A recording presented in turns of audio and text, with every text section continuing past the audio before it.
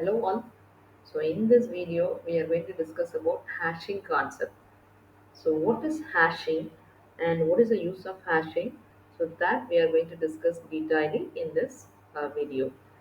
So before hashing, in the previous videos we have discussed about binary search tree and AVL tree. So both the trees are mainly used for searching.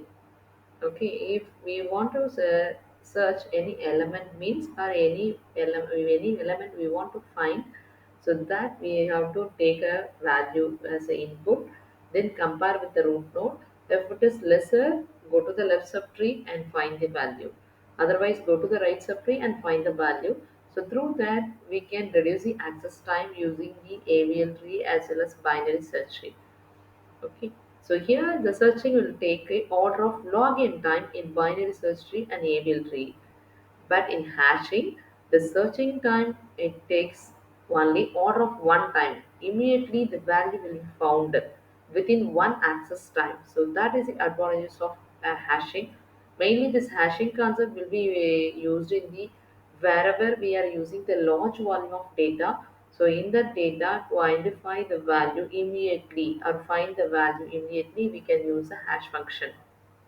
One simple example equal to the hash function is, okay, in a class the students having a register number. So if I want to access, okay, already I have collected the 60 students of biodata. From that biodata I need a one particular student's name or address particularly. For that, I need a unique key. So that unique key should be a register number. So through that register number, I can access that individual student's record alone. So this is called as accessing list time. So here the data will be accessed within a list time through the key. So this concept is used in a hashing. So through the key, the values are stored into a hash table. So now we can detailedly discuss the properties about the hashing. Yes. So here in hashing, the keys, large keys are converted into a small key by using a hash function. So later we will discuss what is hash function. So the values are then stored in a data structure called hash table. First we have to find the hash function for the input. Then we have to store that value into a hash table. Here the hash table is nothing but array of structure. So array of table, you know what is meant by array. So its array structure means the index followed by the value. So every value will be stored with the index value. Always the index start with the 0. So this is the, okay, array structure that is called as a hash table. Okay, here the values are stored in a data structure called a hash table. Hash table is nothing but it is a array of structure. So here the idea of the hashing is to distribute the entries uniformly across an array. So here the values will be distributed uniformly. So through this hash function. So that is the other property. And next, each element is assigned a key. For example, the input. So the input is converted as a key. So we have, okay, for example, I have a array table, hash table that will be called as a array. So in my array, it contains the totally 10. The array size is 10. So here my table contains the 10, can hold 10 values. So I have take randomly 10 values. So I am going to store the 10 value. So here using this hash functions all will be uniformly distributed. Okay, so before inserting the value into the array, first we have to find the hash function for the input. So through this hash function, the index will be generated. It should be an integer number. This should be generated from the hash function. Based on that index, the value will be stored into the array. Okay, this is the logic behind the hash function or hashing. So now we will discuss detailing what is hashing. Okay. Okay, here each element is assigned a key. By using that key, you can access the element in order of one time. As I said earlier, the hashing main advantages is we can search the element within a single access time. Order of one time it will take. So using the key, the algorithm computes an index. So that suggests the where an entry can be found or inserted. So in hash table, all element will be accessed within a single or time. access time, and using the key, the algorithm computes an index. So hash function, okay, we have to take a key means it's an input. So take a input and perform the hash function, it will generate the index as the answer. So this index will decide where we can store the element as well as search the element. So this is the intro about hashing. So next we will take. Okay, here in hashing, while implementing this hash concept, so we have to take care of these two cases.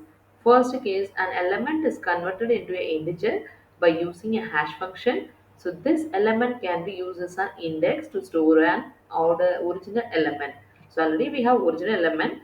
For that original element, we have to find the hash function. So then this original element is placed based on this hash function value. So this which falls into the hash table. So an element is converted into an integer by using a hash function. So this element can be used as an index to store the original element which falls into the hash table. So next, the implementation step is the element is stored in the hash table where it can be quickly retrieved. Okay, here in hash table the elements will be stored, so we can access the value quickly or retrieved quickly using a hash function. The hash function of the key is equal to okay, here the key modulus of array size. This is the formula. So for example, wait a minute. The hash function means the formula for hash function, because in hash table all the inputs will be stored based on the hash function. So the hash function formula is the hash function is equal to key modulus table size. Key modulus means the percentage symbol, modulus table size or array size. Okay, here we are, the hash table is nothing but array of size, array structure. So we can take our table size, array size. So both we can use. So hash function k equal to modulus of table size. For example, my okay, I need to insert the values some 23, comma some 43, comma some 56, comma some 70, comma some 12. So I need to insert these two four values. My table sizes, that is TBS is 7. Okay, so now I am before, okay, here I have a array of 7 size. Okay, so now we are going to insert the first value 23. So for 23 means, so first we have to perform the hash function for the 23. So we have to take a key. Here the key is a 23. So modulus of 7 is equal to, so 3 times the 7 is available in the 23, so 21, remaining 2 is available, the index 2.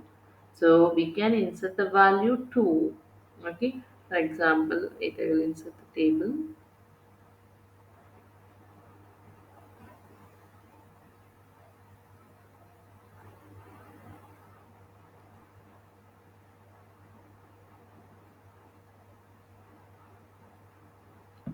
Wait a minute. Okay, for your understanding, I'm just taking a table. Okay, this table contains an index. This is array of table 1, here 2, and here 3, and here 4, and here 5, and 6. Array means it has an index. So now this 23 means okay, we perform the hash function. Through the hash function we got a value as index as 2. So in this 2 index we can place the 23. Okay. So likewise, next take a 43, perform the hash function. So 43 modulus of 7. So here in this 43, how many sevens are there? 5 times 7 and 6 times. So 7 6 are 42. So we have remaining value 1. So that will be 43 will be, okay, here is equal to index is 1. So the 43 will be placed in the index of 1. So next we will take a 56.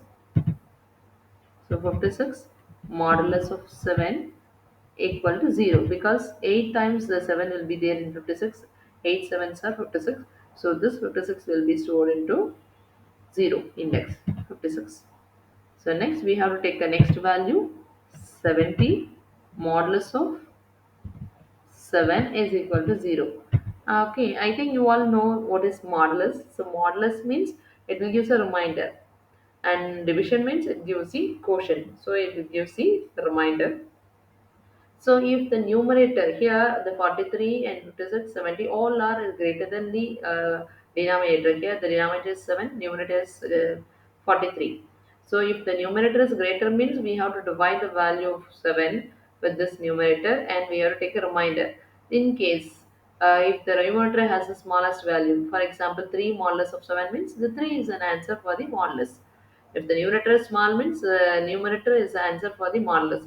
If the numerator is a greater means we have to perform the modulus function. Modulus means divide the value, and whichever the remainder we are getting, that we have to store.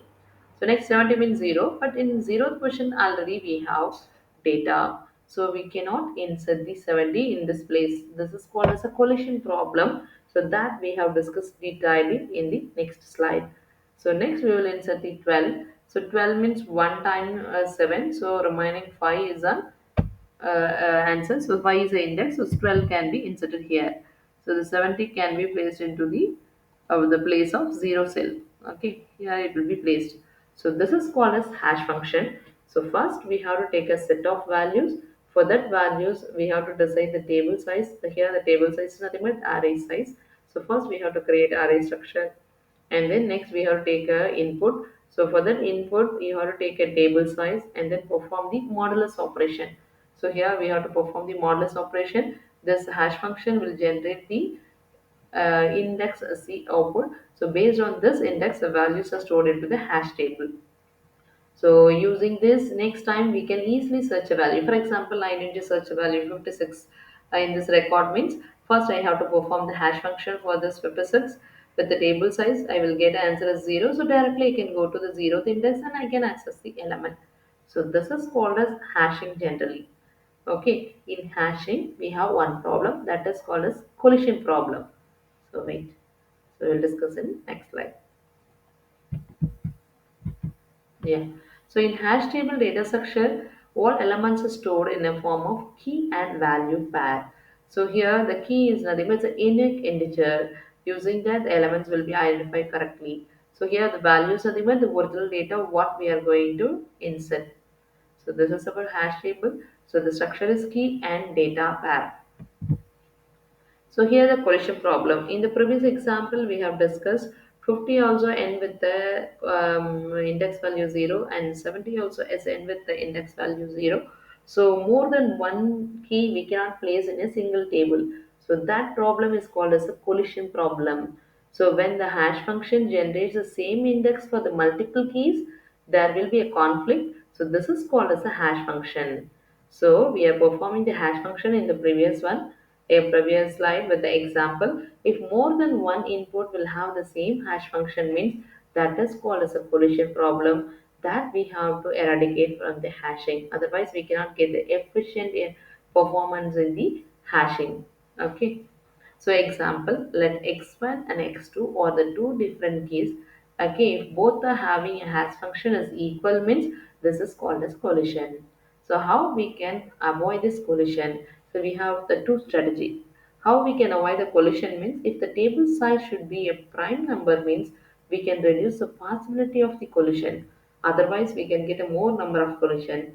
And second methodology, we have further two types are available to avoid this collision.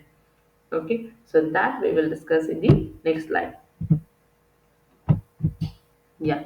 So here is a collision avoidance. The collision resolution is the most important issue in the hash table. So implementation, hash table implementation, choosing a hash function that minimize the number of collisions and also hashes uniformly is another critical issue in this. So here we have a two type of collision avoidance. One is open hashing, other one is closed hashing. So in open hashing, only one method that is called as separate chaining. In closed hashing, we have three types. So linear probing, quadratic probing, and double hashing. So in linear probing, okay, open hashing means whatever the collision value, we have to maintain a separate linked list for that slot. For example, zero index means for that you have to create one linked list for that slot. For the one index means we have to create a one linked list for this one slot. For the two means we have to create another slot for the two index. So if the linked list is created means whenever the or keys are having a zero index as the answer means that should be placed in a linked list separate node. So this is called as separate chaining. So through this separate chaining, we can avoid the collision, but we cannot maintain the access time within the one access time, because so here we can access the find the hash function and we can identify the key, but through the key we cannot identify because the zero flat means it contains only one value means we can access the value with the one single access, but here it will be placed as a separate chaining concept, so we cannot access the elements within a single access. It's like a linked list, so in linked list we cannot access the element within a single access. So that is a one minor drawback in this separate chaining concept. So next, this will be overcome by the next method that is called as linear probing, as well as next quadratic probing and double hashing. So that we can discuss detailedly in the next class. Thank you all.